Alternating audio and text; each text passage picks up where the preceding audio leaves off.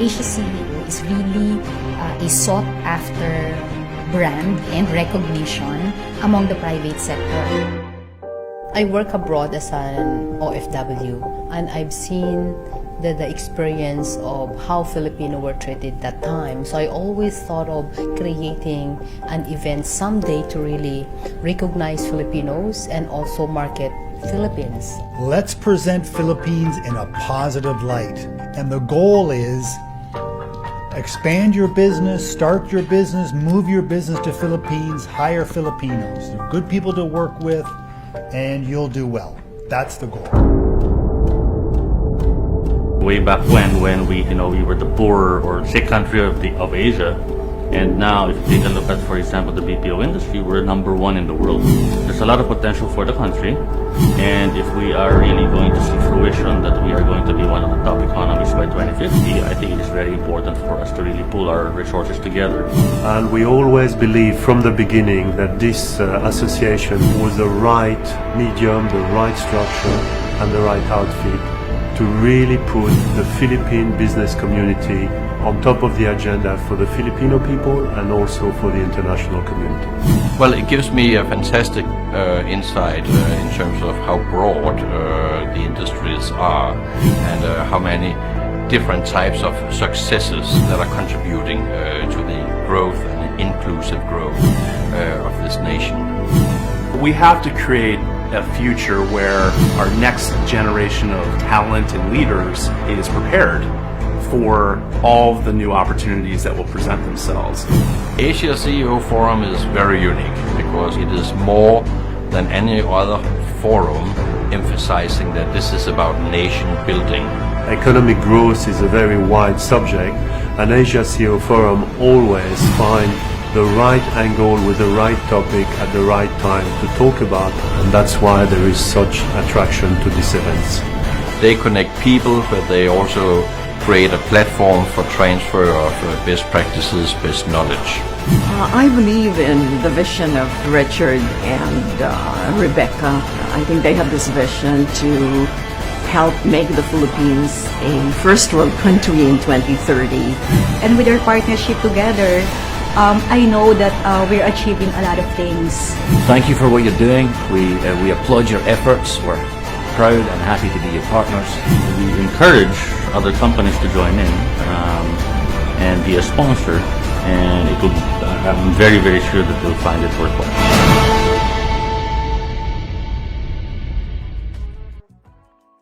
Bio oil made my pregnancy go by with one less thing to worry about. I didn't get a single stretch mark. The skin on my swollen belly was smooth and beautiful the whole way through.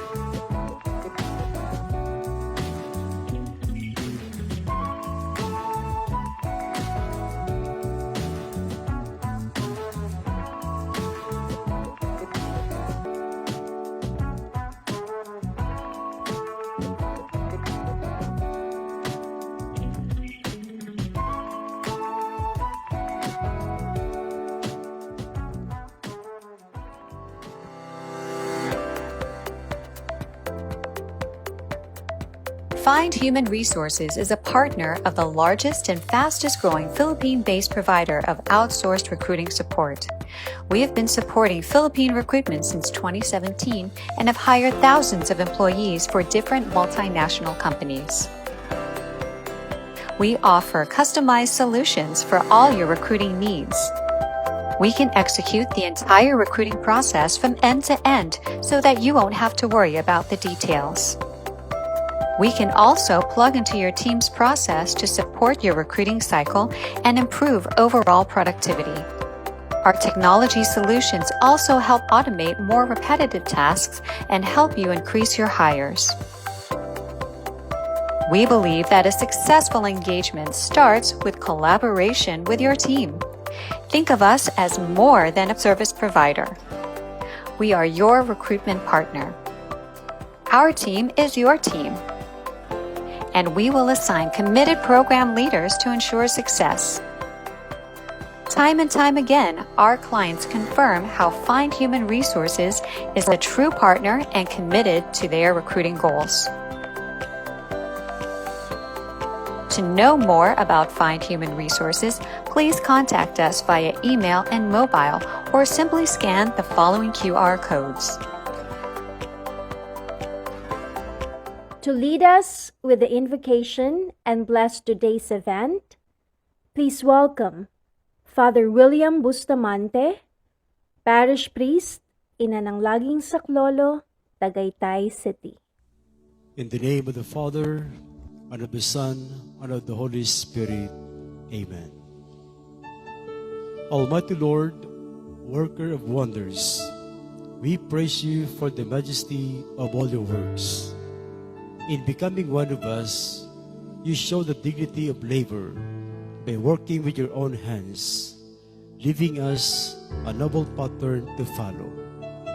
We thank you for blessing us with manifold talents and gifts, which are expressions of your excellence and creativity. Grant us your grace to see the value of working, to discover and be grateful for all our abilities. Fill us with vigor and enthusiasm in doing our task. Help us to cherish the presence and company of one another in our workplace. Inspire us with love as we perform our duties and responsibilities. Bestow the gift of wisdom in all our endeavors and decisions. Unite us all in the spirit of cooperation and concern in all our undertakings. May we grow in our relationship with one another as we work together towards success for your greater glory.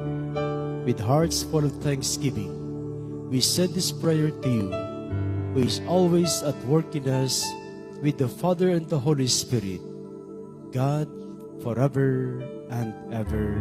Amen. In the name of the Father, and of the Son, and of the Holy Spirit. Amen. Mga kababayan, ang pambansang awit ng Pilipinas. Kayang magiliw, elas ng sinakanan, alam ng puso, sa titik mo'y buhay.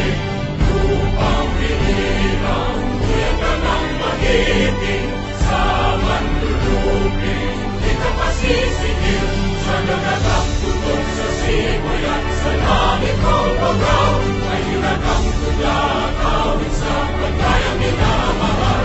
Ang isang ng matawad mo'y tagumpay na naghihingi, ang bituin at araw niya kailan ang may maghihingi. Lumanang araw ng warhabit pagsingka, buhay langit sa piling mo. Ang hinigaya na pagkay pangaki, ang mamatay ng dahil sa'yo.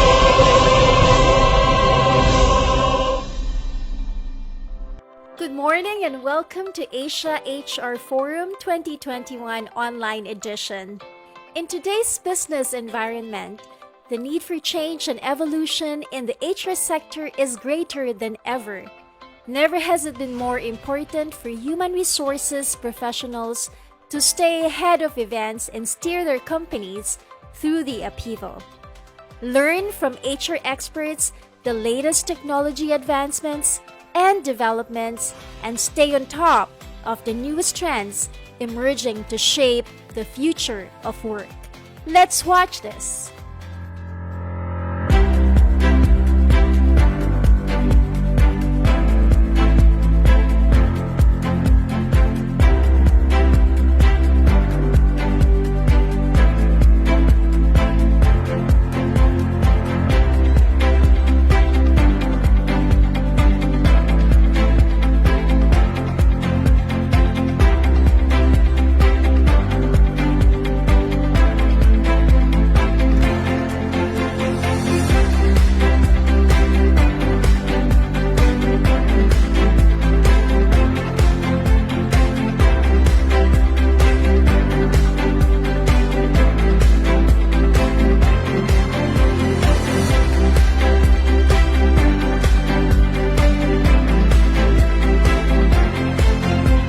Asia HR Forum 2021 is presented by BioOil, Find HR, with major sponsors Multisys, Regis, Cytel, Zenvarix.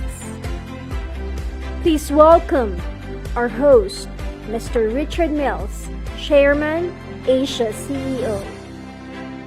Welcome everyone to Asia HR Forum 2021. And the past year and a half has all been about human resources. No one knows whether they're going to have a job, whether they should work from home, whether they should work from the office, in between.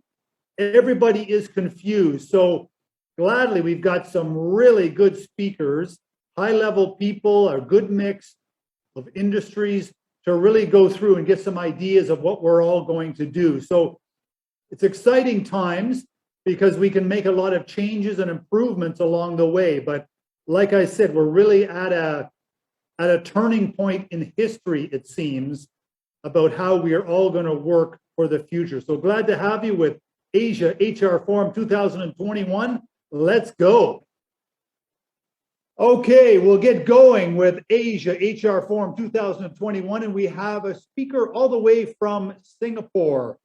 Jeremy Han is doing work across the Asia Pacific region, including Philippines.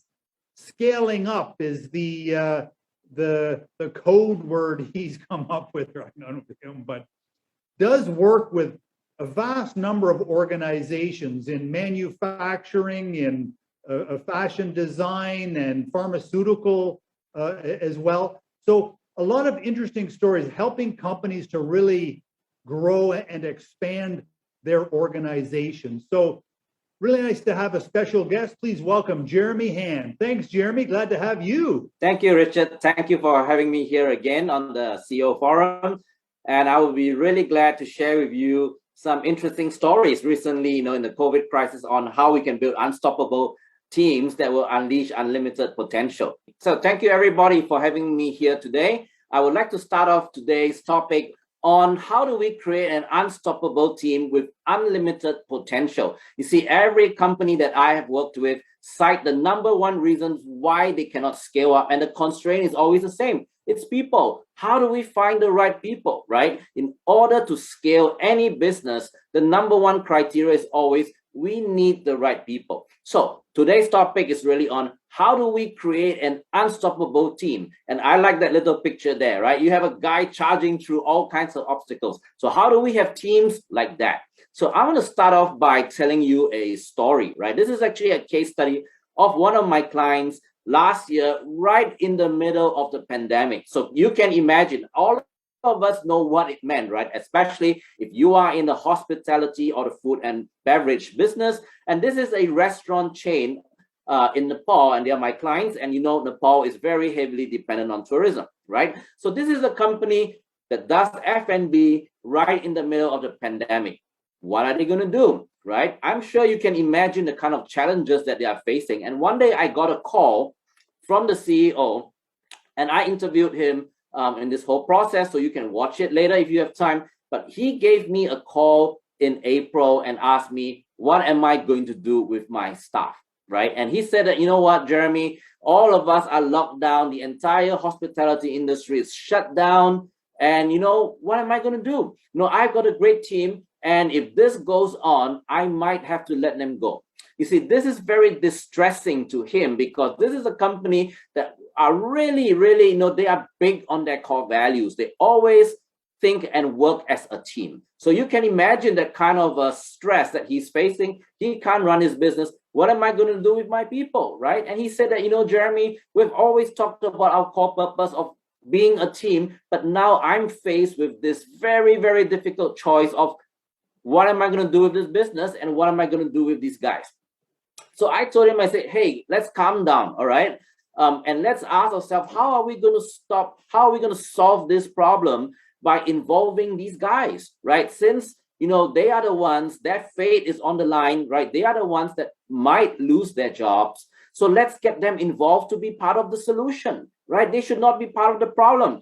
Let's see what they can come up with.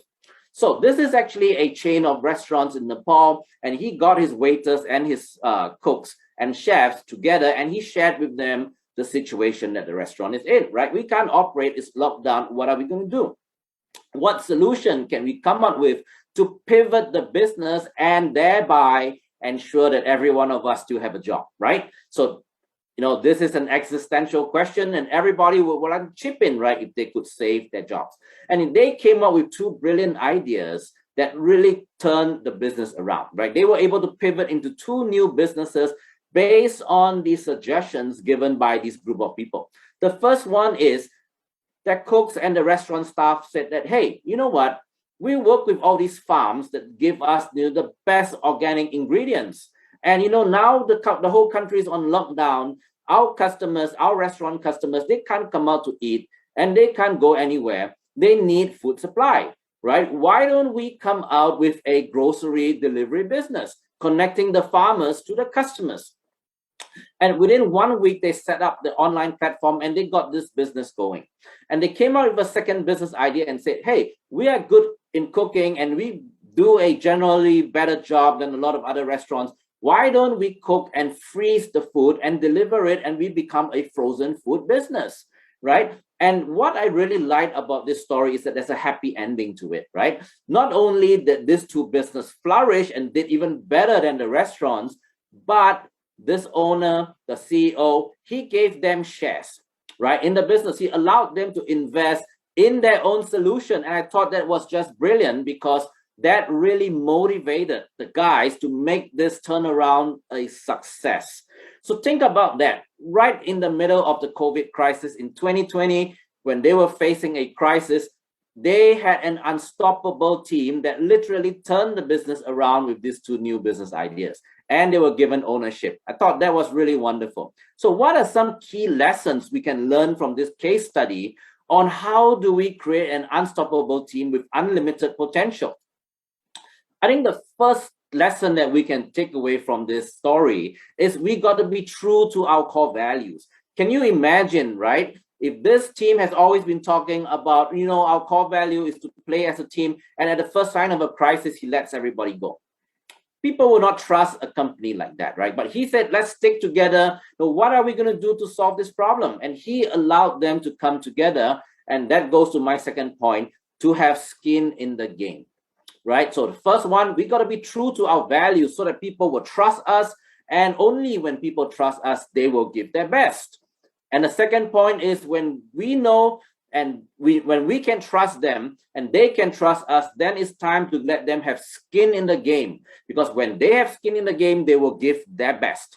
And the third point that's very important in executing any business is alignment and accountability. You see, I've been working with this group on this thing called a rhythm, right? We have a daily huddle, a weekly huddles, where objectives, business objectives are very quickly translated into action that are clear and simple, and everybody knows what they should focus on. So when they had to pivot the business right in the middle of the crisis, can you imagine in 1 week, they set up this grocery delivery business, right? It's because they already had a system where everybody knew exactly what to do and when to do what. So these are the three key takeaways I want to share with you from this case study of my client on how he built an unstoppable team right in the middle of a crisis. Now, what does all this actually say?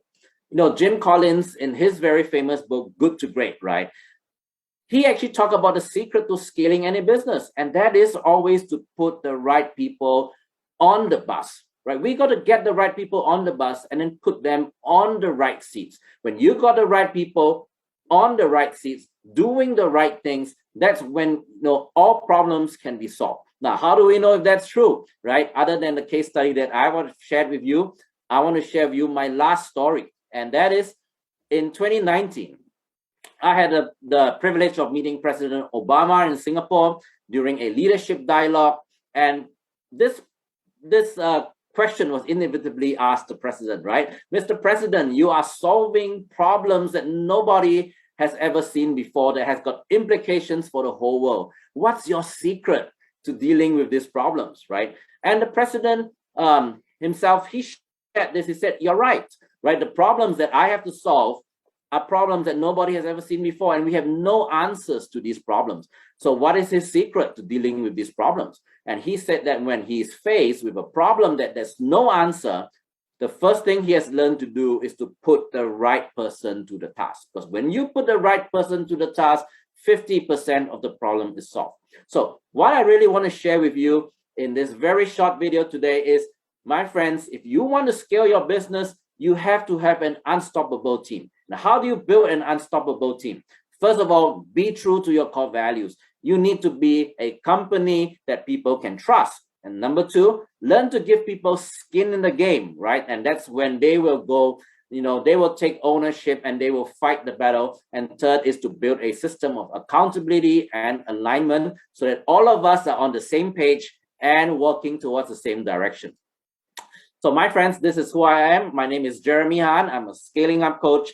I work with companies across the Asia Pacific, helping them to scale. And if you want to continue this conversation on how we can build unstoppable teams, please get in touch with me on my LinkedIn. And if you want to watch this interview, you want to hear it from the owner himself, right? This very inspiring story, so that you can also get some ideas on how you can build unstoppable teams. Get in touch with me, or you can go to our YouTube channel and watch this interview yourself. So once again, I want to thank Richard and the team at Asia CEO Forum, Asia HR Forum, for giving me this opportunity to share with you. It's my privilege, and I hope to see you again.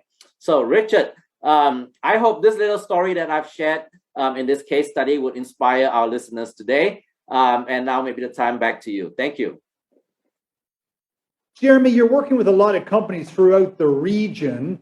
What's everyone saying, future of work and these kinds of things? Is everybody going back to the office, hybrid, staying home? It seems all over the map, but what are you hearing what across the region, Jeremy? Right. Thank you, Richard. Yeah, this is really a question a lot of companies are grappling with, but, I think that that's actually the wrong question to ask. And a lot of people are just going in the wrong direction, finding the wrong answers because they're asking the wrong question. And I personally think that the right question to ask is not what kind of work, right? Work from home, hybrid, work in office, but it's really what kind of a team and what kind of a culture do you want to have, right? Because we set the goal of what kind of a culture or what kind of a team we want to have, then we decide what's the best way to do it. And I think a lot of companies are forgetting this very important reason why we hire people. We hire people to build the kind of team that we want, right? And in order to do that, whether you want to work from home, you want to work in the office, or kind of a hybrid, it really depends on how are you really building your team and how are you really building the culture. That's a very good point, Jeremy. I never thought of that. It's an opportunity to really reset your human resources. Absolutely, yeah. Richard. Absolutely. I think this crisis actually has given us a chance to really ask ourselves, what kind of a team or what kind of a people do we really need, right, going into the post-COVID world? Yes, absolutely. And I think we've all learned that some jobs and people can work very well from home, others not so much, and other mixes. So yeah, okay. So that's a very good point. We can all assess it. So thank you very much again, Jeremy. Really good to see you and glad you're doing so well. Thank you, Richard. Thanks for the opportunity again to share on this platform. Thank you very much. Let's get going. Our next speaker is Laura Lee King. She's the people lead for Asia, Middle East, and Africa for Mondelez Business Services. And if you don't know, Mondelez is one of these very large companies that kind of maybe keeps a low profile, but you have consumed their products. Oreo cookies, Tang, Tiger Energy biscuits, Toblerone, Cadbury, on and on and on. They produce these products around the world, 150 countries or more. So Laura Lee has a very interesting position because she handles such broad regions. So let's hear from her with an interesting story. Please welcome Laura Lee King of Mondelez Business Services. Hi everyone, I am Laura Lee King, People Lead for Asia, Middle East and Africa of Mondelez Business Services. Mondelez has two entities in the Philippines, our Sucat plant with a commercial office where we manufacture Eden cheese, Eden spread, and Cheese Whiz, and our shared business services, which is in Quezon City. The most recent changes we have welcomed was the redesign of our purpose to empower people to snack right. And with it, our values of love our consumers and brands, grow every day, and do what's right. These changes have helped us develop into the snacks company we want to be, with a portfolio of delicious brands and a winning team to lead our growth. Our mission is to lead the future of snacking by offering the right snack, for the right moment, made the right way.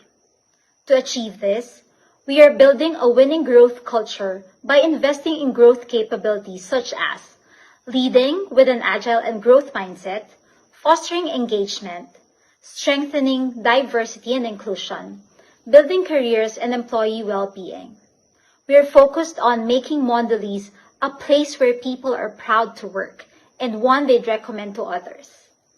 In support to our purpose and mission, our shared service business has transformed how HR operates and supports the company's growth, execution, and culture by delivering the right experience for every employee, focusing on moments that matter, enabling people managers through digital intervention. In line with this, we launched PATH, People at the Heart of Growth. We've launched Workday to reimagine the employee experience with simple, contemporary, and connected technology to enable key processes for our people and their careers, like simple way to apply for internal roles, better view of job competency requirements, and process to assess progress, streamlined management performance, and many more. We focus on our people by offering an open, inclusive, and playful workplace where career and life are cared for. We launched My Career Launchpad and Playbook with tips for managers to have better career conversations. We have also introduced a new talent assessment framework that's simpler and clearly differentiates talent in order to provide tailored career experiences and development. We cultivate an inclusive, bias-free, and equitable workplace in which all colleagues can be themselves and achieve their full potential. We are a new member of the Philippine Financial and Inter-Industry Pride. By joining, we aim to strengthen our inclusive and diverse culture. And we are the first country in Southeast Asia to be part of a local pride organization for Mondelez International and the first to celebrate Pride Month. We have relaunched our Bravos, our online recognition platform, enabling peer-to-peer recognition for the big and small things our people do every day. During pandemic, we introduced a well-being program called The Right You, which has 3 pillars of engagement: mind, body, and connection. We believe that our employees' well-being contributes directly to individual and organizational growth and purpose that will ultimately promote a diverse and sustainable workforce. Our purpose is to promote the well-being of our Mondelez colleagues, enabling and empowering them to thrive both at work and at home. We aim to reach all of our colleagues to enable healthier behaviors for mind, body, and connection through learning sessions with different activities and challenges, online resources, and a 24/7 mental health helpline. And as of 2020, we've included support for mental well-being as part of our benefits program. We have also offered free vaccination to our eligible employees, including 2 of their dependents. We also have our flexible working pledge that was rolled out in late 2020 that talks about our hybrid workplace solution in ensuring colleagues can work remotely and flexibly when appropriate, and that our office spaces can play a bigger role in fostering connection and collaboration to allow better management of work and life for our colleagues, attract a broader and more diverse workforce, reduce environmental impact, and improve productivity. Other important issues that we are committed to is growing our business sustainably.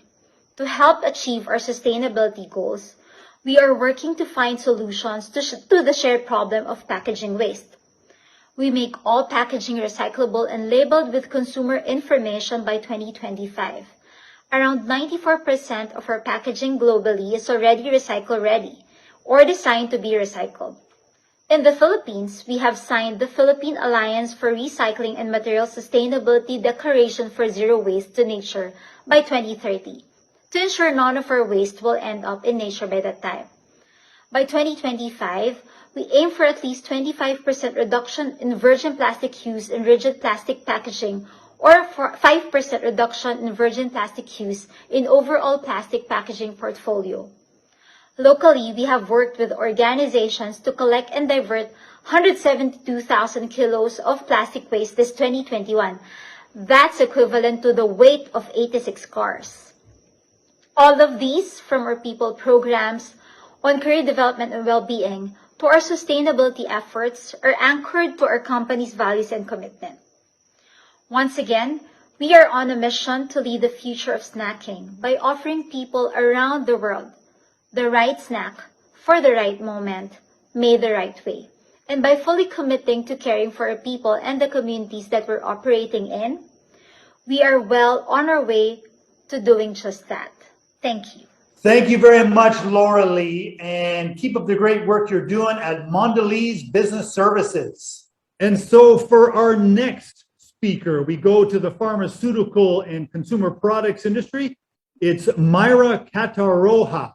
She is the HR leader at Aspen Philippines. This is a global pharma and consumer products company.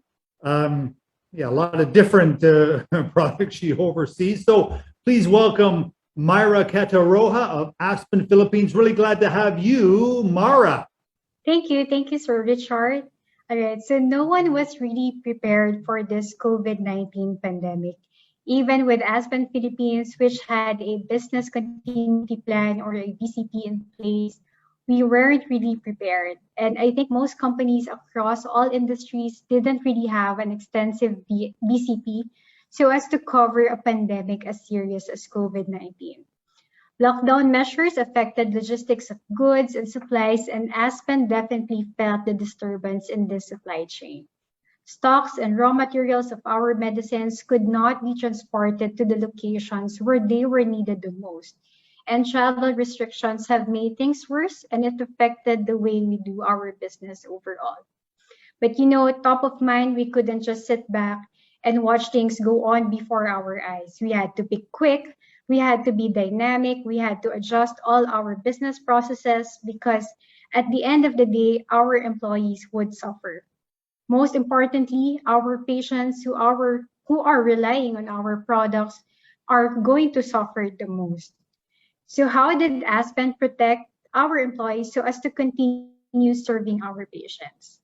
For one, it has to be noted that 70% of our employees are field force employees who are scattered across the country.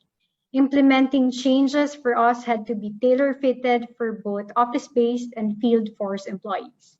And that was our biggest challenge. How do we protect our people when they are in different locations, different surrounding COVID-19 situations, and different local lockdown measures? As an initial step, at the onset of the pandemic, we immediately provided hygiene and PPE products to our employees, which were either delivered right at their doorsteps or was subsidized by the company. We gave payroll, 13th month, and other benefits in advance to provide aid to the employees and to their families. We did health monitoring and convened a helpline immediately, which was headed by our medical directors, to be able to screen employees who had any COVID-like symptom. Then, in this chaos, we saw a silver lining. The pandemic has opened the opportunity for us to show our employees that we truly value them. It made us look at them beyond being employees, but more so being as parents, children, and siblings whom others are relying on too. It pushed us to trust our people more, to continue to be able to perform, to deliver, and to excel. We thought hard of ways on how our employees could keep their jobs by doing their work from home, especially for field-based employees. From the time of the onset of the pandemic up to this point, we have fully trusted our employees to be able to work on their work from home or hybrid work arrangement, still following strict health protocols so that they could enjoy health risk-free working environment and to continue attending to their families and providing for them. On top of this, it is keeping our employees engaged that is one of our priorities. And so our employment engagement efforts, webinars, and trainings were all directed to topics such as, but not limited to, living and working under the new normal, coping with change, addressing mental health concerns, COVID facts versus fears, and vaccine FAQs. We also have coordinated with a number of LGUs to be able to have all our employees vaccinated, especially those outside Metro Manila. All these are on top of assistance extended for employees affected by typhoons and earthquakes last year. So in the future, we believe that work from home or hybrid work arrangements are topics that will definitely be considered even after the pandemic ends. In a webinar that I have attended, their study shows companies in Asia Pacific region say remote working had minimal to no negative impact on productivity, collaboration, and employee development. As companies move towards remote working, changes have to be introduced in the policies to better support remote employees. For sustainable execution, if ever that you would consider extending employees work from home or hybrid work arrangement, we have to prioritize creating a more supportive culture by creating comprehensive change strategies, revamping process for remote work, training and upskilling, listening to employees, rethinking strategies to support mental health, and investing especially on technological systems. Regardless of the trend moving forward, we have to understand the market dynamics, be agile as things have changed and will continue to change, engage in listening actively with the employees, and transition with empathy. So with all this, definitely these things are not isolated to Aspen Philippines and have really made things difficult for all of us. But at the end of the day, we all have to work in finding our silver linings. So thank you all and keep safe. Very good. Thank you, Myra. And keep up the great work you're doing. Yes. And for our next speaker is Lala de Guzman, the country HR leader for IBM Philippines. And this is another massive high quality tech employer for the nation. Upwards of 50,000 people work for this premier global company across the country. Lala is one of the country's most senior HR leaders, clearly. Previously, she was many years with Accenture, another high-quality global operation with a massive presence in Philippines. So, yeah, with a very broad and interesting background and story, please welcome Lala de Guzman, country HR leader for IBM Philippines. And glad to have you, Lala. I am Lala de Guzman, country HR leader of IBM in the Philippines. At IBM, we believe that through the application of technology, reason, and science, we can improve business, society, and the human condition, bringing to life the power of an open hybrid cloud and AI strategy for our clients and partners around the world. We pride ourselves on being an early adopter of artificial intelligence, quantum computing, and blockchain. Restlessly reinventing ourselves for more than a century, we are not only one of the largest corporate organizations in the world, we're also one of the biggest technology and consulting employers, with many of the Fortune 50 companies relying on the IBM cloud to run their businesses. IBM has been around for 110 years. Over time, we have developed a culture that embraces and thrives through disruption.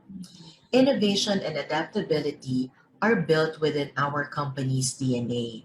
And so it is very fitting to be talking to you about how the future is limitless. Let me share with you three key trends and insights on how, like IBM HR, you can be essential in building workforce resiliency by combining innovation, strategy, and cutting edge technology. First trend is hybrid work. It's time to rethink. We have seen how the pandemic caused a fundamental shift in how people do their jobs, working remotely or from home being the biggest shift. In IBM, we refer to this as the anywhere workplace. The lessons we've learned through this pandemic will continue to shape the future of work in the coming years. This is an opportunity for HR to rethink work, not just temporary changes, but look at long term impactful changes, balancing business and people priorities by driving more programs around health and safety, skills and engagement in partnership with general management. Let me also highlight the importance of work design. A lot have started to consider or implement hybrid work, but the tendency is to be too focused on the where. The future of work should also consider the when. When should people come to work together physically in order to engage or collaborate? Some may need to be on site regularly to support clients. Others may just need to visit the office to meet with their teams or stakeholders on a per need basis. It will be dependent on the industry, nature of work, and other factors that may be unique for a company or team. While execution will likely be center driven and should stay true to the company's business model, the key to determining the right setup also lies with the managers, so they need to be adequately equipped at work design. Second trend is the great resignation, where flexibility and empathy as solutions. Organizations are feeling an increase in attrition levels. We are in a tight labor market where there is shortage of skills. Employees are realizing their bargaining power and are taking advantage of other employers offering better compensation, benefits, and growth. Employees also want a culture based on meaningful work. So, what should HR do? HR should partner with business leadership to find ways to offer flexibility. Focus on outcomes, not activities nor time spent. While nature of flexibility may vary between companies, offering flexibility would be key to productivity and employee well-being. Also, empathy is key. Walls between work and home have blurred. Employees are looking for companies where they feel that they are genuinely cared for. Managers should build a culture of respect for employees' personal space and time and help their direct reports thrive in and out of work. Last key trend is the use of technology like automation and AI. HR should harness technology to manage the workforce more efficiently.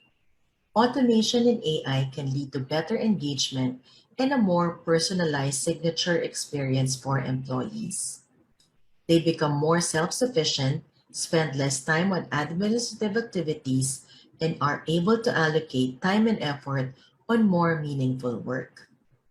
Some examples of how IBM HR leverages on technology include the following: using HR bot to help employees find routine info quickly while freeing up HR for higher value work. This resulted to faster and more accurate resolution of issues by using chatbots to handle first-line inquiries such as policy and process queries. Using AI to make learning more personalized. With an internal learning portal that's both smart and user-friendly, People can find what they need and when they need it, which encourages continuous learning. Using AI to recommend a more diverse set of candidates for a job opening. This opens the pool to individuals who may have otherwise been overlooked through manual screening. Using insights into the flow of work. Automation saves 12,000 hours per year for our tens of thousands of managers globally, enables more informed decision making, and delivers with more transparency. I hope these key trends and insights will help you and your teams as you continuously pursue innovation within your organizations. Let's continue to share knowledge and best practices. And as I thank Asia CEO for this opportunity to take the stage, let's continue as an HR community to support each other in elevating human resources in the Philippines. That was Lala de Guzman of IBM Philippines, and keep up the fantastic work you are doing, Lala, for the nation. Really inspiring to see these global leaders really building a fantastic career in the Philippines for both herself and, again, 50,000 or so other Filipinos across the nation. So thank you again. Let's go with our next speaker is Shel Seho. She is Vice President of Human Resources, Philippines and Asia for Reed Elsevier. And if you haven't heard, well, Shel have told you a little bit more, but I really like the company and the story.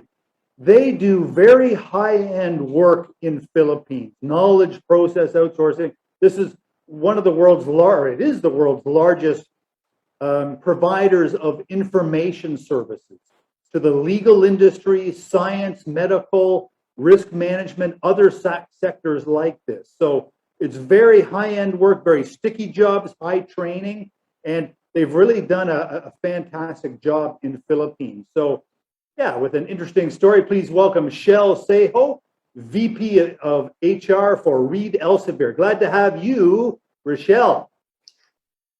Thank you, Richard. That was a great introduction. Hello, everybody. As Richard said, my name is Shel Seho, and I'm the Vice President for Human Resources for Reed Elsevier Philippines and LexisNexis Asia. You see, Reed Elsevier Philippines is the shared services arm of RELEX, a leading global provider of professional information solutions in the science, medical, legal, risk management, and business sectors. We help scientists make new discoveries, lawyers win cases, doctors save lives, corporations build commercial relationships, insurance companies assess risk, and government and financial institutions detect fraud. In the country, we have 4,500 employees across our Manila and Iloilo site performing functions in the areas of editorial, legal, customer support, technology, finance, sales, marketing, and human resources services. So I'm here to share with you how we displayed being limitless despite these unprecedented times, which has accelerated the transformation phase in our organizations. So allow me to present No Boundaries, Thriving in the Era of Accelerated Transformation.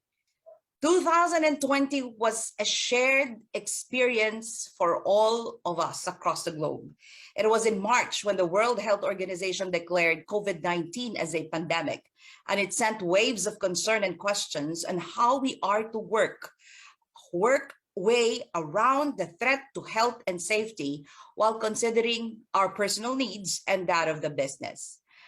Reed Elsevier is a facility-centric organization, and most of our employees are using desktops and have not optimized working from home remotely. And prior to the declaration of the Enhanced Community Program, we tirelessly put our efforts together and successfully transformed within a 2-week period from a facility-centric to a home-based operation with 99% of our team members working from the safety and security of their homes. We prioritize the well-being of our employees, and this arrangement has not only placed our employees in a safe position, but it enabled business continuity despite the pandemic. At present, we are still working from home. That to ensure that we connected and be limitless in our interactions with our people, we have rolled out several policies and enhancements to make our working from home as convenient as possible. First is health and wellness. The pandemic was not only a threat to physical health, but to one's mental wellness as well. We have offered virtual well-being solutions through wellness webinars, appointed ambassadors and allies within their divisions to promote a healthy workplace. We also did a lot of employee listening strategies. We keep an open mind to hear the voice of the people virtually. We used surveys, virtual focus groups to identify the wants and needs of the workforce. We've also established local teleconsult hotlines, especially during the first few months of the lockdown, to assist our employees. Our social media messenger is open to all of our employee inquiries. The next is very close to my heart, which is culture building. Despite working from home, we want to sustain our culture and immerse our new hires in a positive work environment, even if we are operating virtually. We connect with everyone by maximizing our communications channels, by highlighting employee stories and moments, as well as facilitate virtual contents, launch and learn sessions with themes to engage fun working environment. Because the primary concern was, how do you keep people engaged and connected virtually? Next is sustainable strategies. We have rolled out several enhancements to make working from home to our employees as convenient and beneficial as possible. We implemented different benefits, even advanced return-in-month options, advanced employees PTO or paid time off credits, and dispatched company equipment for their use. Next is, of course, all about continuing being an organization working for the community, our corporate social responsibility, or in our organization, we call it Relics Cares. It's very close to our hearts. We've facilitated the first ever virtual benefit concert for beneficiaries and frontliners. We created a flexible corporate social responsibility paid time off program and even encouraged continuous CSR activities. All these creative efforts led us to be recognized as Asia CEO Circle of Excellence awardee for the CSR Company of the Year. And we also extended our employee assistance for COVID-19. We have supported employees who contacted COVID through the COVID-19 kits, face masks, medicines, and even oxygen concentrators provisions, including other healthcare services covered by our HMO provider. But we know that we can't stop there. On the next slide, you will see that being limitless means exhibiting resiliency and agility as an organization. With all that has been happening, I can say that we are truly limitless. Why? Because there have been a lot of restrictions, lockdowns, including operating a business in a long distance relationship with our colleagues, but it has not stopped us to move forward. As HR professionals, our goal is to attract, engage, and retain our employees, and it should remain to be at its optimal momentum. Here are some of the realizations that I have observed, that there are no boundaries for Filipinos when it comes to delivering and reaching one's goal. First, attract. Filipino talent is limitless. During these unprecedented times, we continue to thrive in a shared services organization, performing functions for legal, sales, marketing, finance, technology, customer support, and more. And this exemplifies that Filipinos are adaptable and agile because we can quickly acclimate to tasks and deliver this to the best of our abilities. For Read Elsevier Philippines, we were able to attract and hire 1,500 employees for the past 7 months only, and this year alone. And this is a fit for the organization considering that we are operating in a virtual work environment. Our Reed Elsevier family is growing, and we continue to give employment opportunities to thousands of Filipinos while working from home. Next is engage. Filipino contribution is limitless. We believe that an engaged workforce encourages motivation and commitment to the business and the customers. Our company is known for its culture and values, proven by our employee net promoter score, as well as our organic reviews and various external platforms. This time around, we need to engage our workforce in a purely virtual environment using different tools and resources. We have certainly maximized MS Teams, Zoom, Yammer, Viber, and all other digital communications platforms. We cultivate our fun, engaging, and professional culture through our employee engagement activities that were converted to a virtual setup, such as the annual team building, year-end party, and even our recognition programs. We continue to recognize the achievements of our people through internal communications as well as virtual activities. We've also focused on the areas of inclusion and diversity and psychological safety to strengthen employee engagement. And last but definitely not the least, retain. Filipino performance is limitless. It is undeniable. The Filipinos' commitment and delivery of tasks paved the way of our organization to grow, as well as for the BPO and shared services sector to expand in the country. And to further upscale our employees, we are investing in the career development by offering learning opportunities and new skills for the future. We are developing them by upskilling, retooling, and relearning to build stronger competencies. We are instilling what we call the growth mindset with the power of yet and continuous experimentation, therefore enabling our employees to unleash their potentials by building trust and inspiring results. On the other hand, we are also preparing for what they call as the Great Resignation, because the pandemic fundamentally altered how workers view their career and their lives, with many reevaluating their circumstances in life. We will continue with our strategy of putting our people first, and we should continue to listen and learn, reach out to mitigate burnout, and of course, invest in flexibility aligned with the future of work principles. 2021 is the first full year that we are working from home. And this year, we've somehow acclimated in the new normal, and we have leveraged on tools that will keep us connected. And the use of social media and virtual conferencing platforms allowed us to continue to attract, engage, develop, and retain candidates and employees, hence the Facebook-like thumbs up image that signifies that it has been going well even in the most challenging circumstances.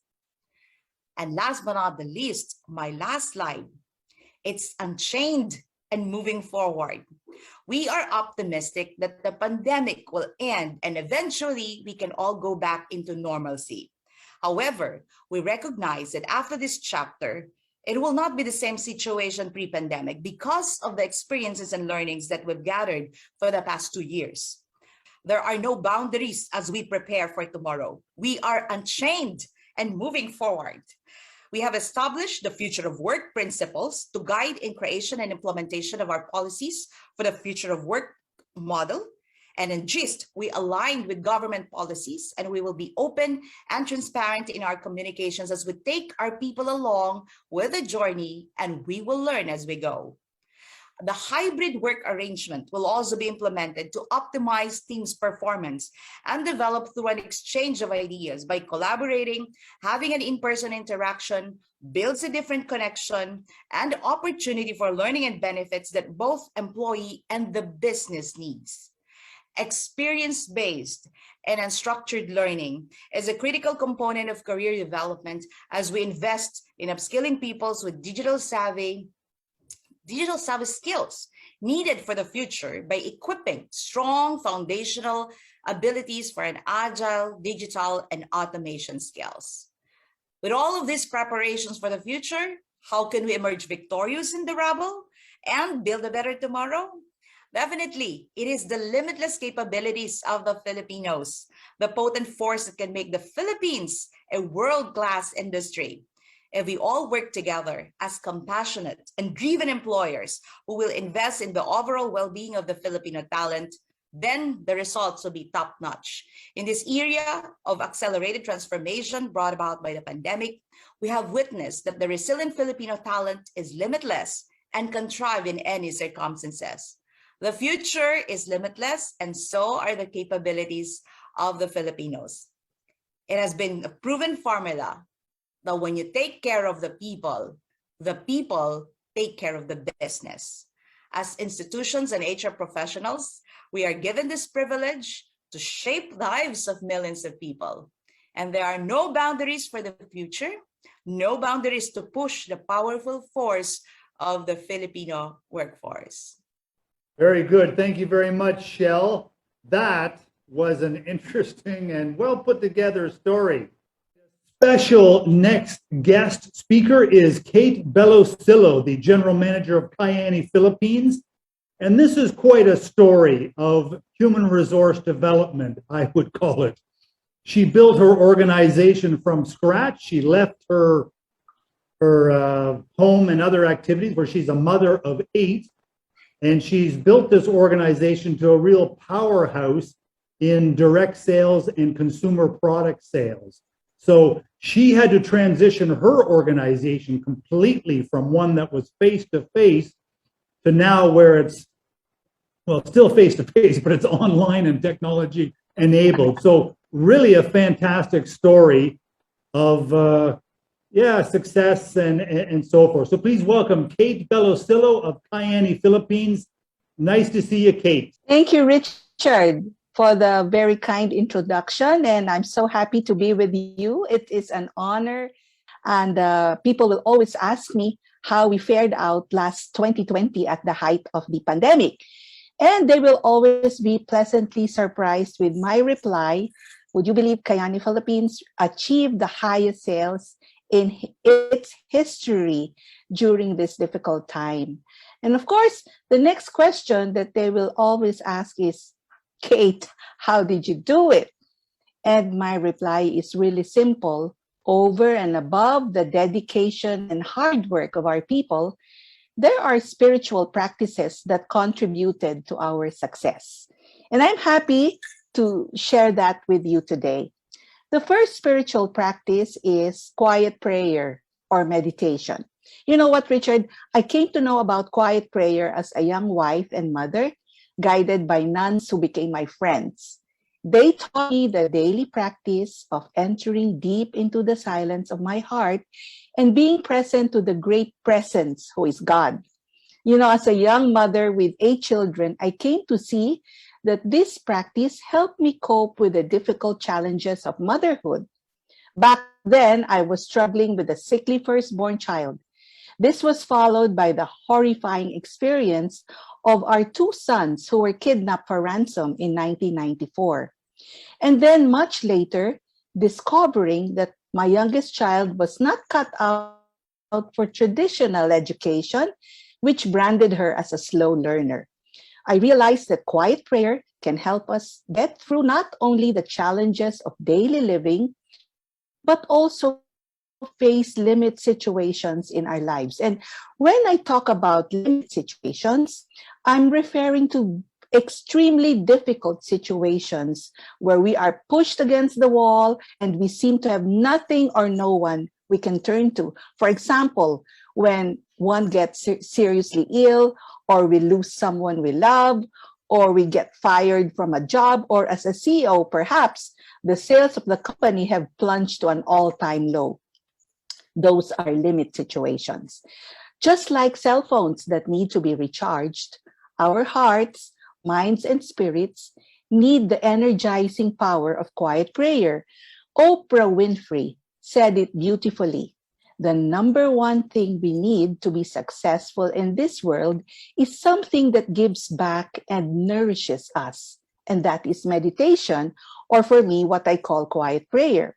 She said, meditation can help you fill your cup, make yourself whole, so your cup runneth over, and now allows you to give to others. Otherwise, you will feel burnt out because you cannot continue to give what you do not have. Successful people like Oprah, Steve Jobs, Simon Sinek, Vishen Lakhiani of Mind Valley, Jeff Viner, the CEO of LinkedIn, among many, have found strength in meditation. As for me, I realized that through the daily practice of silence and solitude, we can find healing for the deep wounds of our hearts, strength for our tired spirits, answers to our questions, and hope that all is well and all will be well because we have a God who loves us. I've also seen that from moments of silence and stillness, creativity and inspiration flow. Questions are answered. What we need comes to us with ease. Let me give you an example. The months of April and May 2020 were the most challenging times for Kayani Philippines as sales plunged to an all-time low. I brought this concern to prayer and in the silence of my heart asked God the question, how can I help our company bounce back from the disruption caused by the pandemic? And you know what happened? I came across the masterclass of Ken Honda on Money EQ at the Mind Valley platform. For me, this was truly grace. So I studied the lessons for a month. I practiced the learnings, especially the principle of arigato in and arigato out, which I have shared with Rebecca. And this simply means being grateful for the money we spend and the money that we receive. I learned that money is energy. It is all around us and flows to us as we need it. The practice of arigato in and arigato out was supposed to attract the flow of happy money into our lives with peace and ease. And true enough, when I practiced it, amazing things began to happen. From out of the blue, a long-lost friend called and greeted me. Happy birthday. And she said, Kate, remember when I was down and out, you were there to help me? Please text me your bank account. I would like to give you a gift for your birthday. Lo and behold, I received a huge cash gift. Wow, I said to myself, this principle of arigato in, arigato out really works. I was inspired to create a simple module of the lessons I learned from Ken Honda, and I called it Money EQ, Resetting Your Mind for Financial Success. I shared it with the top business partners of our company and our management staff. And I told them, practice the learnings. In June, our sales grew by a whopping 70%. On top of that, it grew by another 56% in July. We continued to have a strong August, September, and October. The Philippines was back on track as one of the top 10 performing markets of Kayani worldwide. In 2020, despite the pandemic, we registered the highest sales in our history. So this is the second spiritual practice. Arigato in, arigato out, which simply means being grateful for the money we spend and the money we receive. I hope all of you will add the daily practice of quiet prayer or meditation, plus the conscious practice of gratitude, arigato in, arigato out, to what you are doing already, so you can see how you are able to fulfill the truest, highest expression of yourselves. I hope that with these spiritual practices, you can continue to contribute to the growth of your team and your company. I wish you all an exciting journey. Thank you once again to Richard and Rebecca for this amazing opportunity to be with you today. Have a beautiful and blessed life. Thank you all. Okay, very good. Thank you very much, Kate. And for our next speaker from the prominent Cytel organization that has been so successful in the nation is Hiroki Revereza, the key guy with organizational development for this organization. And this is a big group. This is upwards of 25,000 people in the nation, and certainly been a leader in most progressive areas, definitely of HR. Hiroki has been with other prominent organizations before, Conduent, LBC, Aboitis, and so on. So we're so pleased to have him. Please welcome Hiroki Revereza of Cytel Group. I think I got that a bit wrong, Hiroki. Please don't kill me, but really glad to have you on the show. Thank you so much, Richard. So I'm honored to be here and honored to represent Cytel. So I want to talk about our COVID-19 response, and we want to on how we are ensuring that it is people-centric. So we started with really looking into our people. We had conversations, focus group discussions in a first survey on how to ensure that we are engaging them amidst the pandemic. But of course, we want to build on the hygiene factors first. So that's why we want to ensure they're engaged, they are also safe.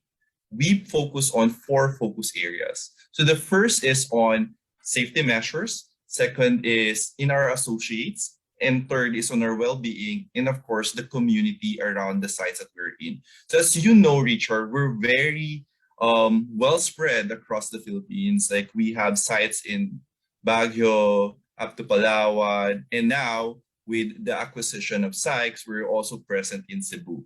So for the safety measures, we take a look into building our COVID-19 task force. And we are constantly reviewing and improving our protocols in all our sites.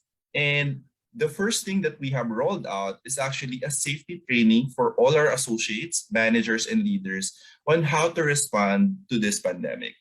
And next is that we had regular communication. We have regular meetings and different channels. And also we ensure that there's transparency for our associates to keep them engaged, because most roughly around 30% or more are working at home, and then majority are still working on site. We have set up Max Hubs. So the Max Hubs, it's a place wherein it's easier for our associates to reach us. So it's nearer their place. And then in case they have challenges with their equipment, so they can also go there. And it's also a good opportunity for us, for different talents to easily reach us than with our bigger sites. And another is that our priority is enabling them from working from home. And aside from enabling them from working from home or remote arrangements, we have also ensured that we have a superior HMO package, Richard, and medicine dispensary program for them.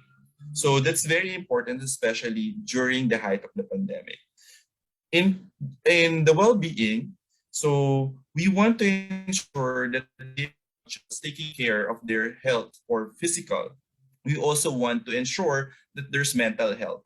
So we are encouraging them to make healthier habits and choices and build productive habits. So we have also rolled out, Richard, a mental health awareness program, so that we can ensure that it's actually safe for them to say that, I'm having challenges, I'm being stressed with all the changes. It's like building a community that is safe for all our employees. So in Cytel, it's okay, it's an open conversation for us. And there are help channels that they can tap so that they can address their mental health challenges. And lastly is that very important, in the middle of pandemic, we have also rolled out our We Lead and then Be Proud employee resource groups. So We Lead is for women empowerment, and then Be Proud is, of course, for our LGBTQ team members. So for We Lead, we saw the pressure, of course, of the pandemic as well for our women team members. So we want to ensure that they're well supported by a community. So there's also a women mentorship program under that employee resource group. And then for Be Proud for our LGBTQ plus, so that we just ensure that wherever you are, whether you're working from home and working on site, that it's gonna be a safe space regardless of your orientation. And lastly is that for our community, so charity begins at home. So we want to ensure that with the spread of our sites, we still want to not just be confined in the four walls of our offices. We want to go out and help. And I think that's the best way to also engage our people, because engaging them through helping others or the community around them. So we have enabled them with our CSR programs, and there were community pantries, and then there were specific or targeted demographics that are being helped as well by our team members. So the end result of it is that we were able to achieve our highest net promoter score in people engagement since 2017. And we are also very much honored to be recognized by the Asia CEO Awards, being part of the Circle of Excellence for our Cycle Fit and Health and Wellness program. So we are continuously doing the conversations because we don't want to stop there. We want to ensure that we are engaging our people at every demographic and as well as wherever they are. So the main point of our people-centric approach is that we believe that the employee experience would definitely impact the customer experience. So the conversations are ongoing. We are doing design thinking constantly, focus group discussions, so that the design is coming from the heart of our people. Okay, thank you very much, Hiroki. Yeah, Cytel's been a good story, and glad to hear you guys are keeping it going well. We are so pleased to have our next speaker is Hazel Verga Banez, the Vice President People Solutions for Concentrix, which, if you don't know, this is the country's largest private sector employer. They have topped out at 100,000 people. Last time I heard, they very well could be higher still than that. And with the Christmas season coming up, I think there's a very good possibility of that. And just a fantastic success, this organization, for Filipinos and for this organization. It's really been something else to watch. And Hazel, I don't know how she manages this. Even her HR organization is huge, let alone the 100,000 plus people she has. So please welcome Hazel Verga Banez of Concentrix. Really glad to have you, Hazel. Good morning, Richard, and thank you for having me once again in your Asia HR Forum. And I'm really excited to be sharing to our audience some strategies and initiatives to prepare us for the future that is limitless. You know, with the changing nature of work brought by a lot of realizations in times of crisis, the focus of employee engagement and experience has also changed. The focus has moved from sense of belonging to a sense of well-being, where there is tremendous amount of focus on the sense of well-being, whether it is physical, social, mental, or financial. There is so much integration happening, and hence the focus should be on how do we bring about the work-life synergy so that we all could become more productive, can deliver more, and become more effective in what we do. We earlier operated in an all-touch environment. We all have to be physically present, but it's now all moving to technology, whether it is meetings, learning, celebrating, connecting, collaborating, everything is moving to the technology. Work at home in a bigger scale is something untested in the Philippines in the past. But there is now a bigger appetite in continuing with this for as long as we have the right infrastructure in place. There are challenges in employee engagement and employee experience with the new ways of working. One of the huge gap that we need to fill in is the missing human in-person experience. The reduced social connection with other employees is changing the employee experience. In fact, employee expectations have, increased for validation, recognition, and feedback in the new normal, especially because all these three activities are being carried virtually and hence posing a new set of challenges for employers. Thus, in as early as 2021, we thought it is imperative for us to prepare for the new normal while we continue to support our staff. Aligned to Concentric's vision, we strengthened our focus on DEI. Knowing that leaders drive our culture, we started with leadership immersion through different forums and webinars with a lot of focus on PWD, sexual orientation, and cross-cultural awareness. We also created 3 big communities for women, LGBTQ, and PWDs with more than 2,000 members that aim to empower these groups and give them a voice to share their feelings and their needs. We also created our impact hiring to get more PWDs join our organization. More than ever, we all realized that health and well-being of our staff is a priority, something we have to embrace and continue to give importance even post-pandemic times. Concentric is the first in the BPO industry to purchase the COVID vaccines and roll this out to our staff and dependents. But we didn't stop there. We went beyond our limits. We rolled out our home care programs, brought oxygen tanks, oxygen concentrators, and even sent out care kits to our staff who were affected. We also partnered with another vendor to provide our staff the mental well-being support and trained about 3,500 managers to manage employee concerns and spot mental health issues. To ensure that all our staff are well connected, we launched our leadership summit called You on the Rise, with close to 9,000 attendants from across all our sites. This was also followed by the biggest virtual event called Family Day, live streamed through social media with over 100,000 live views, which then became over 200,000 after 36 hours.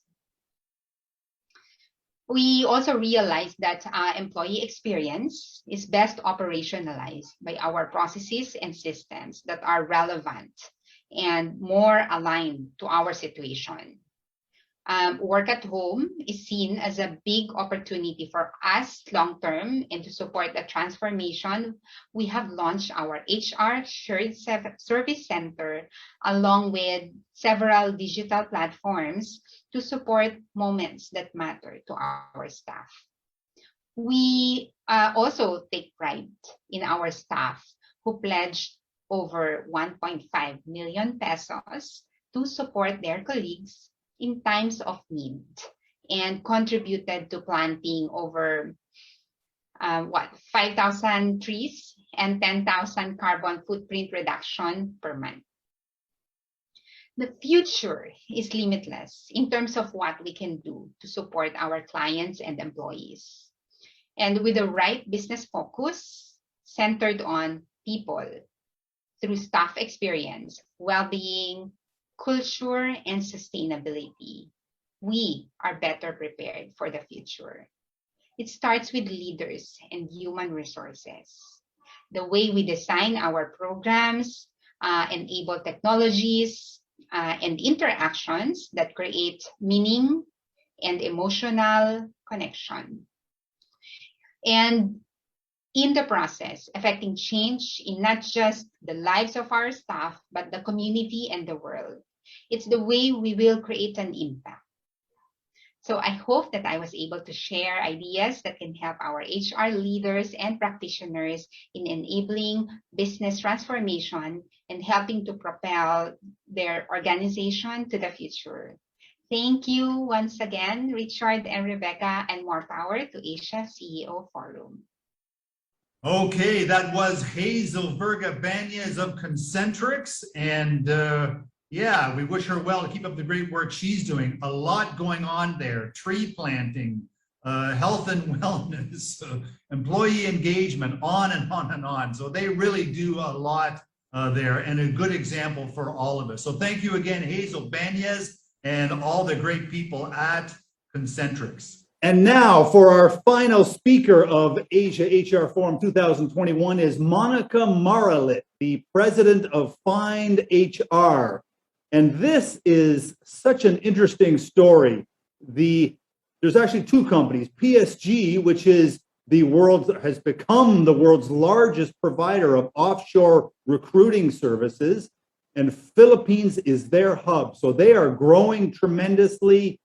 And I mean 70% growth on the year. There's so much going on in the world. People who don't think the turnaround is coming, I'm telling you, it's already here. So, and this company is one company that is really doing well because of it. Their onshore recruiting company, Find Human Resources, is also really getting going and growing strongly. So with I think an upbeat and interesting story, please welcome an interesting person, Monica Maralit of Find HR. Glad to have you, Monica. Thank you. Thank you so much, Richard. I'm happy to be here again. I always love it when I come on to these type of events with you. And like you said, there is a turnaround definitely coming. So I am happy to start speaking about that and what employers should be looking out for now that we have job seekers going out to the job markets and what they're actually looking for coming into 2022. Now that we've left 2020 and 2021 is almost done, coming into 2022, what it's going to look like for these job seekers. So I'll talk a little bit about that.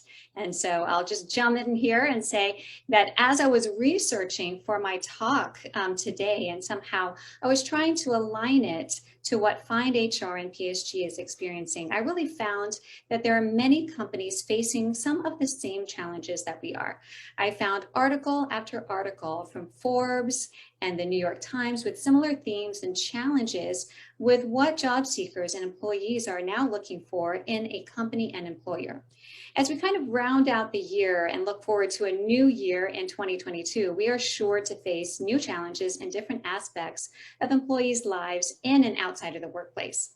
More and more people are reevaluating the past 2 years and how COVID has changed the way of work. And more people are realizing that their priorities may have shifted, and what they are looking for in an employer has also shifted. They may realize that the workplace that once was a few years ago doesn't fit into their current demands and desires for their careers today. Employers and companies that don't realize these needs and demands from employees and job seekers may find themselves really at a disadvantage if they don't look to hire and retain talent. So what is it that these people are looking for in an employer and job? And how should companies respond to this? Well, flexibility is something that most employees have experienced as we've shifted to a work from home setup. And flexibility is something that people are going to look for when we return to our new normal or our new way of work. It's not going to be an area that people are easily going to give up. It will be on top of their minds and on top of their wish list. So flexible work that offers or show multiple options will definitely be on the top of everyone's minds.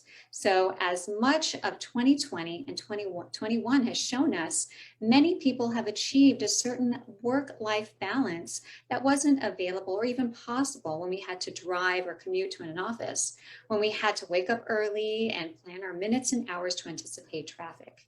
These long gone, wasted hours of commuting have really allowed for us to have more time at home with our families or time for ourselves. And we're pursuing activities or things we may not have because of the time we need to take commuting or because of the limitations of where we live. So more people are moving out to the provinces now. Flexibility is such a highly valued commodity that people are willing to wait or look for an employer that is willing to provide it. They'll take their chances of being without work for their chance of working with a more flexible employer. So call it the YOLO movement. You only live once. People will want the flexibility of their jobs to live the life that they want because they only get one life. And it's understandable given how the pandemic has changed the way we view our lives and how momentary it may be. Employers who offer options for a flexible way of work are more likely to attract and retain talent. Now, besides flexibility, people are looking for a purpose. They're looking for a purpose in their lives and whether that lines up with their work. Do the values of a company align with the values of the candidate or employee? It can be values that have to do with philanthropy and giving back to a community or social impact and social change, or even some form of sustainability. This concept is not new. People feel more fulfilled if their values are somewhat mirrored to the company's. And if their own life mission is aligned with the vision of their companies, they feel a sense of empowerment when they can do more for others. What this may mean is moving away from the more corporate fast lane or more routinary workday for a more meaningful career. In Find HR and PSG, we really try to instill our vision of helping improve lives by connecting people with great work. Through the pandemic, we aligned our searches for healthcare workers and nurses with the fight against COVID and saving lives. By attaching the meaning of recruiting for these workers with the helping save lives, our employees could feel that their everyday work miles away meant something to a patient with COVID. The more we can align our corporate values with that of what people are looking for, the more meaning and fulfillment people will have in their jobs. So company branding around this philosophy will help attract and retain talent as well. Another thing people are looking for is diversity. Diversity in the work environment is becoming more and more of a demand as well. Glassdoor, which is a site that highlights insights, reviews, and inside intel on different companies directly from their employees, has research that shows that 1 in 3 job seekers are looking for more diversity in an employer.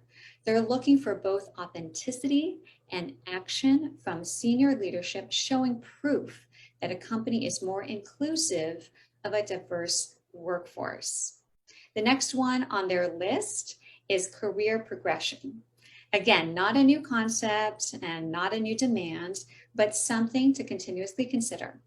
Given the past couple of years we've had, people are looking for a company where their skills can be improved or honed or even learn a new skill.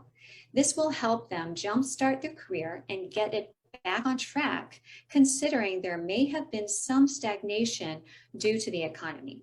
If their career has stalled a bit, it may be concerning that this may have a long-term effect.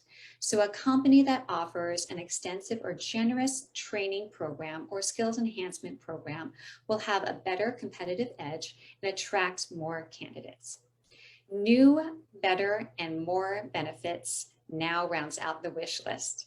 It's not a nice to have anymore, but almost as essential as take-home cash and flexible work options. So it's not surprising that people are more concerned now, more than ever, about their health and well-being. Mental health and mental well-being have been buzzwords throughout this pandemic because of how it has affected people.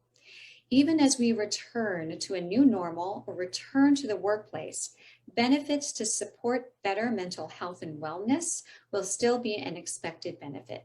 It's been helpful during this distressing time and will continue to be helpful due to the long-term effects of the distress. So all around, there has been a shortage of talent, and companies are trying to beat each other out for talent and to avoid the great attrition effect. Higher attrition just puts us in a cyclical mode of high demand for hiring.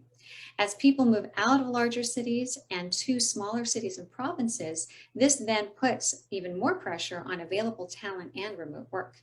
So if a company wants to continue to thrive, we have to look at the employee and the candidate wish list and provide flexibility, authentic values, career progression, and the benefits that they are looking for.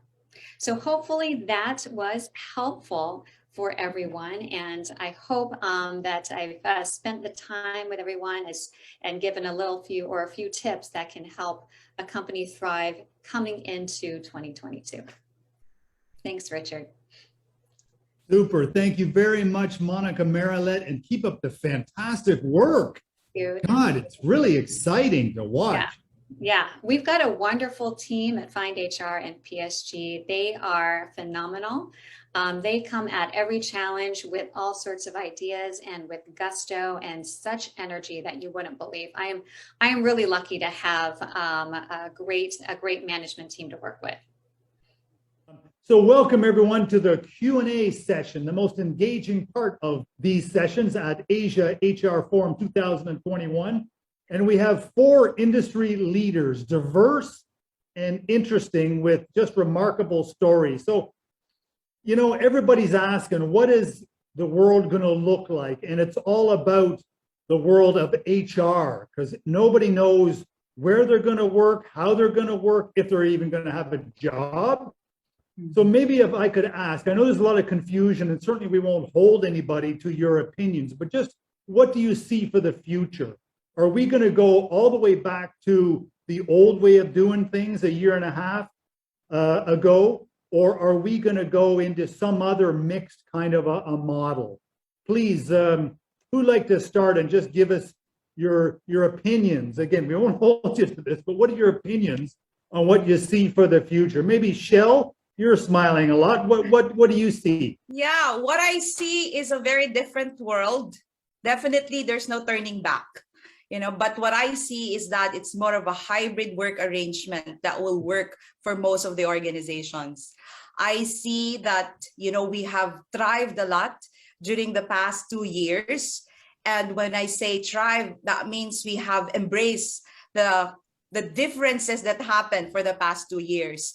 I see a lot of new policies for hybrid work, new compensation and benefit structure, new ways of working, and new ways of leading, especially for our management that we support in human resources. So there's a lot of exciting stuff happening.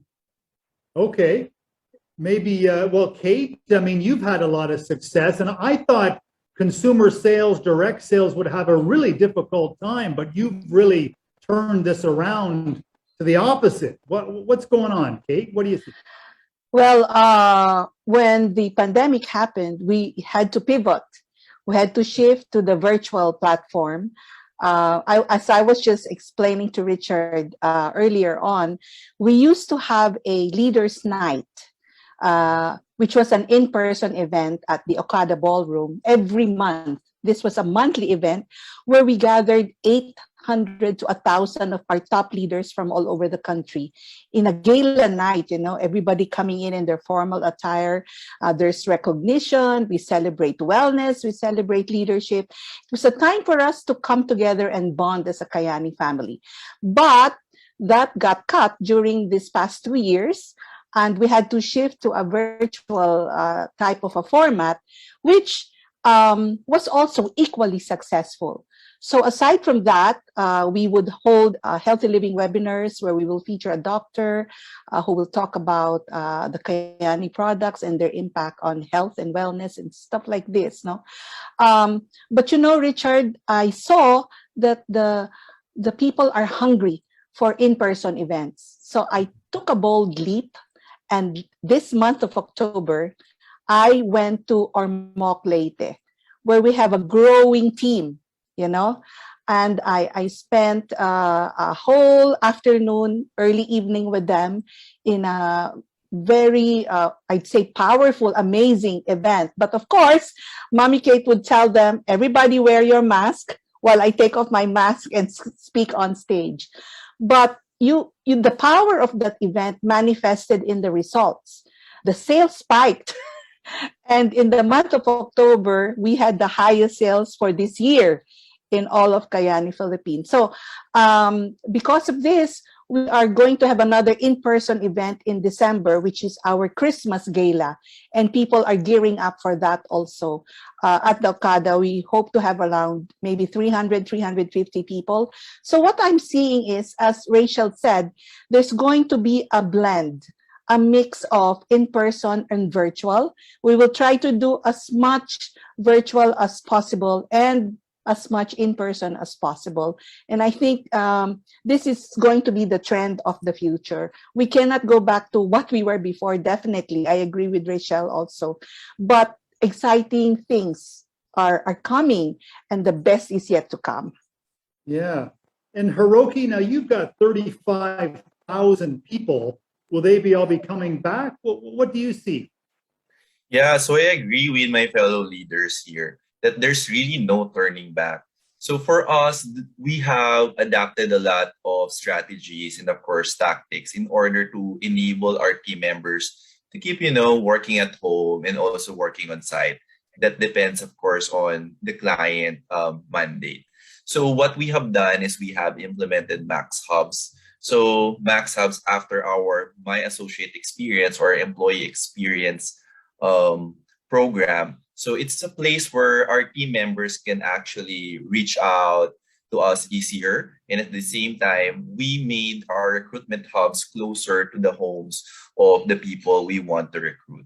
So another thing that we have done so that we can keep them engaged is that we had our first virtual run. So it's a Cytel Fit run. So it's a virtual run. It's joined by all over the world, like Cytel team members. And it's very new for us because, in the IT and BPO space, we are very used to big events, big programs like what Kate mentioned. And this time it's purely virtual. So you will earn your virtual medals. So you'll have virtual winners. So it's really like engaging them in a different space, like some sort of meta space. Remember, Facebook just launched recently about their meta space. So I can imagine that we will be going more virtual. We will be engaging our people in different and new or innovative ways as we move forward. Interesting. Mira, what do you see in the pharmaceutical industry? That's a very actually hard question. 70%, at least 70% of our employees are field-based. So they would actually, part of their job description is mainly to cover healthcare professionals. So it was really hard for us to think of ways of how we can make them engage and how they could continue their work in terms of covering healthcare workers. So I think for the most part, office-based employees could continue the current setup that we have in terms of hybrid work arrangement. But for for field-based employees, we have to think more about how it could really work for them in terms of working from home, because we have adopted several strategies in terms of engaging with the doctors and other healthcare workers, but there would be a limit to that. And of course, a personal touch to everything is different. So I think it would still be a hybrid arrangement, at least for the coming months. But we'll try to see, I think for pharmaceutical field-based employees, we'll try to see how things would work around with the healthcare professionals. But yeah, for office-based employees, definitely there would be a lot of consideration in extending our current work arrangements. Yeah. Okay. Very good. And maybe if I can ask maybe a bit more specialized question, but you all have a very broad oversight in the different kinds of job functions. Now, it seems to me some job functions work better from a work from home, others do not. And maybe Shell, now you employ a lot of high-level people, lawyers, nurses, medical professionals, finance, and so on. Are there certain types of job functions that work better, say at home, and some that do not? Have you seen any kind of trends like that? What do you think? Yes, definitely.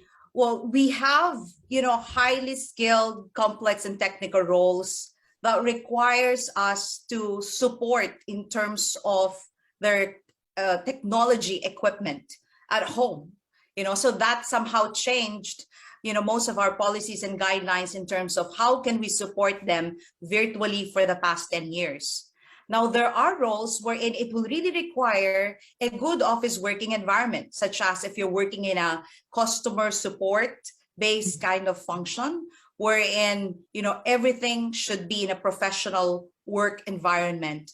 So we know that the hybrid work arrangement is the best, so that at least we can give a more flexible work arrangement for those positions and functions that can work in the office, and positions or roles that will work better in an in-person kind of a setting, or build different opportunities, what we can do in terms of our current facility. So now we're looking at, okay, how do we come up with more collaborative workspaces? Yes, we will have a flexible work arrangement or work from home certain days of the month, but is there a way for us to develop our current footprint, so that at least there is an opportunity for people to be together, but at the same time there's also a more flexible arrangement for them. And this is also happening in the technology world. IT professionals all over the world are actually demanding that, hey, can we work from home? Because this one requires more of our skill set rather than, going to the office, without the traffic, without any transportation challenges. For some of the positions, we are ready. For the others, we still need to review and revisit, such as, we need to establish good performance metrics. Whether you're working from home or working from the office, do we have the right key performance objectives to measure the performance of the employees? For some, it's easy, the others are not. So that's why I think it's still hybrid work arrangement to transition us, especially for more complex roles. But what we have seen so far, and this is what, a big aha moment for us. The largest hiring that we did for the organization was actually this year, around 1,500 for the first 6 to 7 months. And we're not hiring for level 1s or level 2s. The demand is actually more complex. Data analysts, data scientists, more technology roles, software engineers, and that gives us an opportunity to revisit also our workforce. What do we need to do to build the demand of the future? Because before, when you talk about hiring and training, it's just you buy the talent, you borrow the talent, you build the talent. But now bots is coming. So we need to be technologically equipped. Artificial intelligence, robotics is in to stay. So the investment now of the organization is people and technology. That, I think, sums it all up.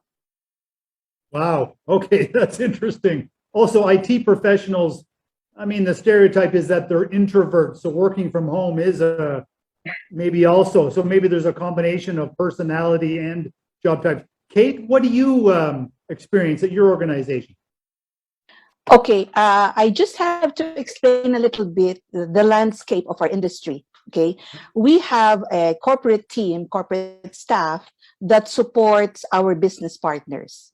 So we have corporate that supports the business partners who are the distributors of our products. Okay, right now we have Team A and Team B, two teams who work at our office. These are the logistics, the customer service, and the finance team. To enhance the customer experience of the people who are coming to the office upon appointment. So we are allowing people to come to the office, our business partners, on appointment basis. We put nice music, we display products that they can take freely for themselves on the spot. On our TV monitors, they see what's the latest, what are the product promos, what are the events coming up, who are the awardees for this month, etc. So that's how we engage. Setting right now that we have in our office, and I think this is what's going to happen for a while. Now, we have the marketing and events team. I'm sure you know that Rebecca was featured in one of our Leaders' Night, which was a blockbuster event because of the high energy and the vibrance that she brought on screen. That was shot in our office. we would transform our office into a studio. With the backdrop, we bring in the lights, the director, the technical crew, the cameraman, because we are trying to mimic the in-person, high-level experience of the Okada event. So this is what's happening now. Very good. Okay. And Kate, just for people who might not know, the Rebecca Kate was mentioning was Rebecca Bustamante, the CEO of Asia CEO Events and my partner. So thank you, Kate, for that. Hiroki, yes. What do you think about all this? So what we're thinking is that when the COVID-19 pandemic hit and then it affected our industry, so similar with what Kate did, we ensured that we are transporting our people from where they are to our offices so that we can continue our operations. But the other thing that we really take a look into is that to ensure that any policies or any strategies we would do is people-centric. So now that it's less human interaction, it's very important for us to still humanize these interactions, to have empathy. So aside from looking at specific roles on, which can be working from home and which can be working on site, we have to look at them individually through our workforce of human resources business partners, like who can really work from home and who can really work on site. Because there are individual situations wherein they're living with folks with comorbidities. And then if they can be more productive working where they are, definitely what we have done is to equip them. So that's why we had our Max Hub, so that they don't need to commute so much or so far from where they are to the offices. And we also experienced some folks who used to reside in Manila. Then, they moved to their home provinces. And of course, that changed the way we tag or we monitor our team members or employees so that they can still work near home or to the sites we're in, near to their province or their home. So it's really humanizing and really having that empathy to our team members so that they are enabled, they are safe, and at the same time, we know that they know that we are really taking care of them. So looking at it, I think I concur. It's going to be hybrid. It's going to be continuously changing. And then it's an aha moment, as Rochelle said. It's an aha moment because I think for the longest time, all organizations or all industries, they've been looking into making a virtual workplace or making work from home a reality. And when the pandemic happened, well, we don't have any choice. So we really have to adapt to it. And I think that's a good learning for all of us. Yeah, Hiroki made good points. Getting people's, keeping them engaged and all of that is a very important side of it. Mira, what do you think about all this? I agree with what everyone said. At the end of the day, I think, as what I've shared earlier, people are more trusting. Employers are more trusting now. Before, they weren't really considering providing flexible work arrangement, hybrid work arrangement, because they're not quite certain if employees could really do their jobs when they're at home. All right. So right now, I think more than the trust, people can also see how they are, how much they are valued by their employers. And right now, I think employers see now their employees as not mere numbers, but really as persons who are, could be parents, could be siblings, or could be children at their homes who are needed at homes.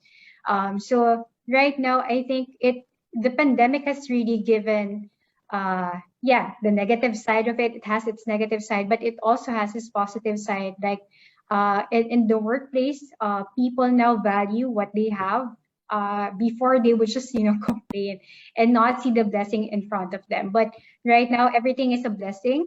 Employers are thinking of ways, so employees now see that employers really do care about them. And also from the side of the employers, we see now who are really passionate. Even when they're working from home, we could see that they're still working hard, They're still doing their best. So this is not just, because we see them, that's why they're performing. So right now, it's not the case. So we see now better performance, but yeah, there could always be virtual fatigue. So that's why we implemented a hybrid work arrangement. But yeah, for me, at the end of the day, more than the trust, it's how different now people see, or employees see, their employers, and vice versa.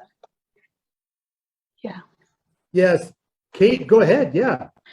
I just wanted to share something more. In Kayani, Philippines, we had a very interesting learning from Jeremy Han. I think he has spoken in one of your forums already, Richard, and he's guiding us in our scaling up. We learned about the power of the daily huddle, which we practice.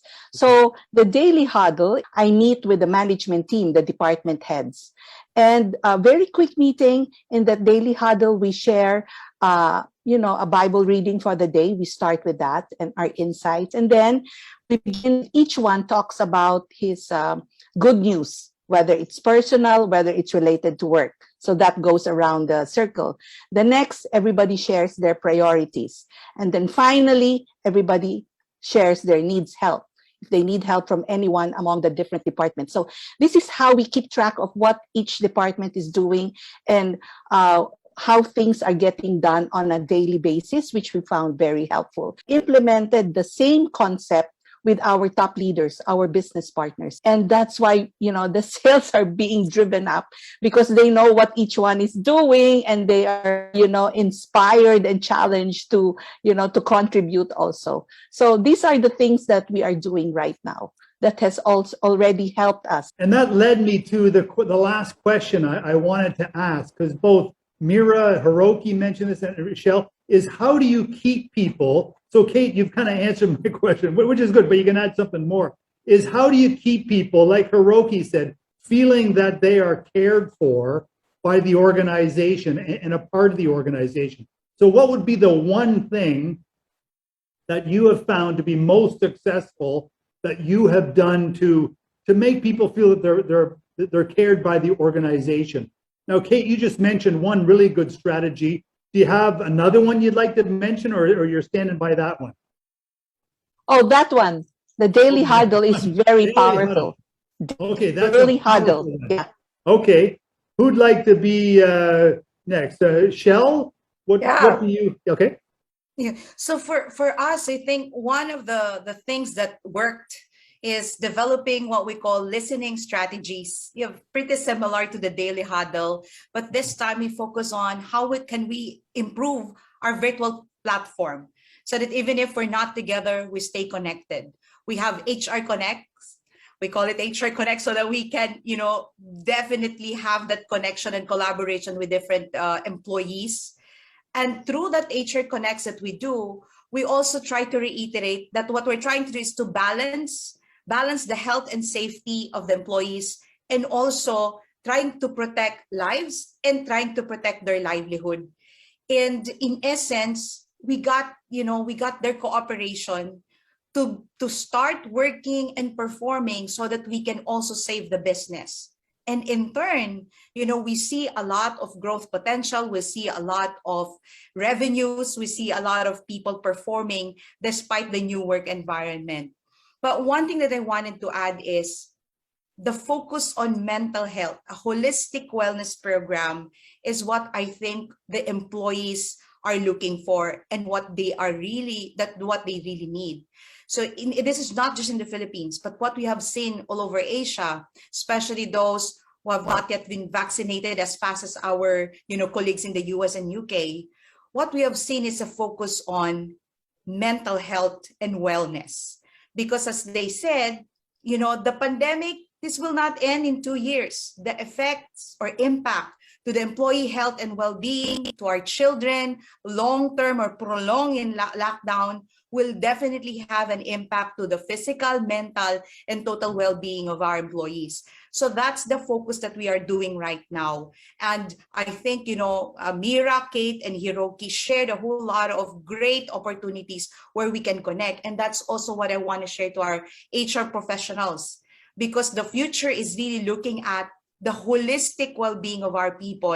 And as HR professionals, we are given that opportunity to do something, come up with something, new things, for the future, and have a strategic long-term plan. How do we do it? So it's more than an activity, an event, but an organizational wide involvement to really take care of the people. Okay, good. We got a lot of good energy here too, I gotta say. All of you really are.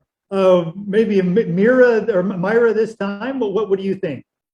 Yeah, I think for Aspen Philippines, it's also like the daily huddles that you've mentioned, but top of mind that I had would be if I see it, if I compare it to my previous work, we have a very approachable management team in Aspen Philippines. Like in Aspen, we have our Viber group where everyone is in there. All right. So you can imagine just when our president and CEO, Miss Ace, sends in a message and it's directed for all. So it gives us a sense of feeling that we can, just get in touch with her, get in touch with the management team and let them know how we feel. And on top of that, Miss Ace, as busy as she is, one of our key strategies or key engagement activities or programs would be her one-on-one with all the employees. She makes sure that there would be a time for each one of the employees. She asks about how, in general, how is the employee, what help do they need, what suggestions do they have as improvement for the company. So I think basically those two would be the key successful engagement programs that we have. Yeah, so the open door policy or the approachability of our Mancom members, and the heart to heart. We call it heart to heart, our one-on-one. So that's heart to heart. And personally with me, she's done that with me, and I feel a sense of assurance that even in this pandemic, my voice is heard and my concerns are addressed. And more than that, the management would know when I am happy and when I am not. So maybe that would be it for Aspen. Sure. And Ace Itchen is the CEO of Aspen, and she's known as a very approachable, friendly person, kind of like a Kate type of person. Hiroki, what about you? So I think the most important lesson in leadership that we were able to get from our team members through focus group discussions or listening tools is that the Gallup that has been there for some time is that people do not leave their jobs, they actually leave their bosses. It's actually very true because now with working from home, working remotely, suddenly the brick and mortar, it's not there anymore. So it's just really the relationship between you and your boss and your colleagues that you have in the organization. So it's very important for us that we rolled out a program, a learning program, very specific to our leaders on how to manage during the pandemic.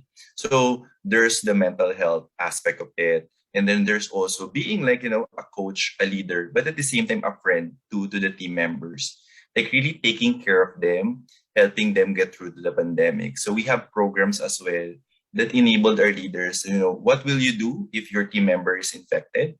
What are the available benefits that we have in the organization that can help them, like medicine dispenser for them. And at the same time, it's also looking into having virtual activities. Like, we can still have fun. We can still enjoy the organization as a whole through virtual races, virtual runs, and of course, humanizing our leaders. So those are the things that I think are very important so that our team members can really hear about our leaders. They can hear about the organization, where it is going, even though we are in the middle of a very challenging period. So that's just it for me, Richard. Good. You mentioned mental health issues a number of times, Hiroki, and yes, that is a very key thing, especially for all people, but young people. In this transition, it's no one knows how it's going to turn out. It's something we all got to watch. So, thank you, everyone. That was a lot of energy and real deep information. wow, sometimes, you get kind of, surface information with these kinds, but you guys really, really gave it. So really, really good. And thank you again to everyone who's part of this event. That was Asia HR Forum 2021. And thank you again to Hiroki, Mira, Shell, and Kate. What an event. Thank you again, everyone. Thank you again, everyone. That was Asia HR Forum 2021. And what a show. Yeah, so we had some real interesting speakers with some interesting ideas. So they shared a lot of really compelling stories about what we can do for our own organizations and our own people and our own selves personally. So thank you again for being with us for Asia HR Forum 2021. And thanks too for BioOil, Find HR Resources, Multisys, what an organization, Regis, Cytel Group, and Zenvarex. So thank you again, and we'll see you all again soon. See